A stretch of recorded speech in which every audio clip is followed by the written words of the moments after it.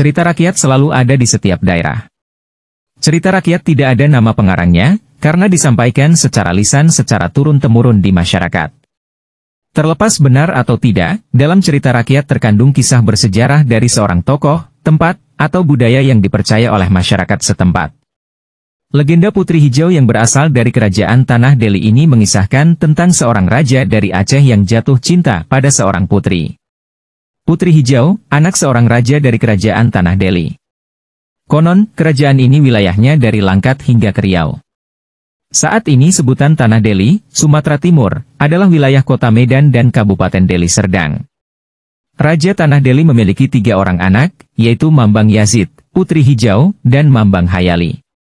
Sebelum Raja mangkat, beliau berpesan kepada putra-putrinya, agar saling menjaga dan melindungi satu sama lain. Mambang Yazid menggantikan ayahnya. Sebagai anak sulung dan pengganti kedua orang tua yang telah tiada, Mambang Yazid tidak melupakan tanggung jawabnya untuk tetap memperhatikan kedua adiknya. Mereka bertiga dicintai rakyatnya, dan dipercaya sebagai penjelmaan dewa. Dua adik Mambang Yazid tumbuh dan menjelma menjadi pribadi yang matang dan bijaksana. Putri Hijau yang sangat cantik mendapatkan namanya karena dari dalam tubuhnya memancarkan cahaya berwarna hijau. Dia senang sekali berjalan-jalan di taman kerajaan, di bawah sinar bulan purnama. Cahaya hijau ini berpendar di langit hingga bisa terlihat sampai ke kerajaan di Aceh. Raja Aceh merasa heran dengan cahaya hijau yang itu, kemudian menugaskan menterinya untuk mencari tahu dari mana cahaya itu. Setelah melakukan perjalanan panjang untuk memecahkan misteri warna hijau itu, menteri kerajaan memberitahu Raja Aceh, bahwa cahaya hijau itu berasal dari tubuh seorang putri, adik dari Raja Tanah Deli yang terkenal arif dan bijaksana. Siang dan malam Raja Aceh memikirkan Putri Hijau, dia ingin sekali bertemu, dan mempersuntingnya. Menteri kerajaan dikirim kembali ke kerajaan Tanah Deli untuk meminang Putri Hijau. Mambang Yazid adalah seorang raja yang bijaksana, dia menghargai keputusan adiknya. Putri Hijau mengatakan, ia belum ingin bersuami. Keputusan ini disampaikan dengan hati-hati oleh Mambang Yazid kepada utusan Raja Aceh. Penolakan pinangan ini membuat Raja Aceh murka. Ia memberi titah agar seluruh kapal lengkap dengan senjata dan prajurit disiapkan, dan berlayar menuju kerajaan Tanah Deli.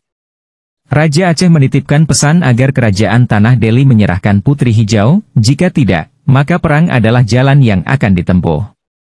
Perang pun pecah, dan berlangsung berhari-hari. Mambang Hayali mengubah dirinya menjadi meriam, menembaki prajurit kerajaan Aceh. Tetapi meriam ini akhirnya patah menjadi 2 bagian, satu terpental ke Aceh, satu lagi di Tanah Deli. Raja Aceh berhasil mengalihkan konsentrasi prajurit kerajaan Tanah Deli dengan memerintahkan prajuritnya untuk mengisi meriam dengan emas. Kerajaan Tanah Deli berhasil ditaklukkan. Putri Hijau diboyong Raja Aceh dengan berlayar kembali ke istananya. Namun, sebelum tiba di Aceh, terjadi badai dan angin kencang di lautan. Putri Hijau diselamatkan oleh seekor naga dan dibawa ke istana di dasar lautan. Naga ini adalah jelmaan kakak kandungnya, Mambang Yazid.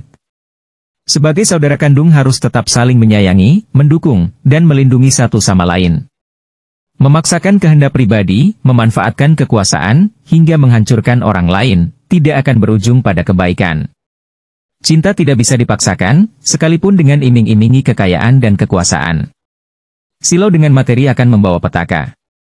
Akibat emas yang ditembakkan oleh pasukan kerajaan Aceh, perhatian prajurit Tanah Deli terpecah, dan kerajaan mereka berhasil ditaklukkan lawan. Potongan meriam yang berada di Tanah Deli dikenal dengan nama meriam puntung. Jika berjalan-jalan ke Istana Maimun, Istana Kesultanan Melayu Deli, di kota Medan, maka kita bisa melihat meriam puntung ini di sana.